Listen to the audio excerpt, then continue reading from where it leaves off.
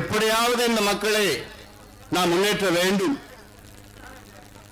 என்ற ஒரு மைய கருத்தை தொடர்ந்து சொல்லி வந்தார். இந்த தமிழ்நாட்டில் பூர்வகுடி மக்கள் என்றால்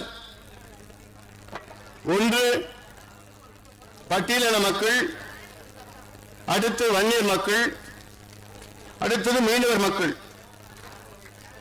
மற்ற சமுதாயங்கள் எல்லாம் இருக்கின்றார்கள். ஆனால் அதிக அளவில் மற்ற தலைமுறைகளுக்கு வர வேண்டும். நமக்குள் எந்த பிரச்சனையும் வேண்டாம், எந்த சர்ச்சையும் வேண்டாம். அதில் நான் மிக கவனமாக இருக்கின்றேன். அதை மீறி எங்கே அங்கு ஒன்று இங்கு ஒன்று ஏதாவது ஒரு பிரச்சனை இருந்தால் முதல் வேலையாக அங்கே சென்று அதில் நான் அந்த பிரச்சனைக்கு நான் தண்ணியை ஊற்றுகின்றேன். ஒரு நாள் ஒரு சிலர் அதை எண்ணெயை ஊற்றுகிறார்கள். என்னுடைய எண்ணம் இருக்கக்கூடாது.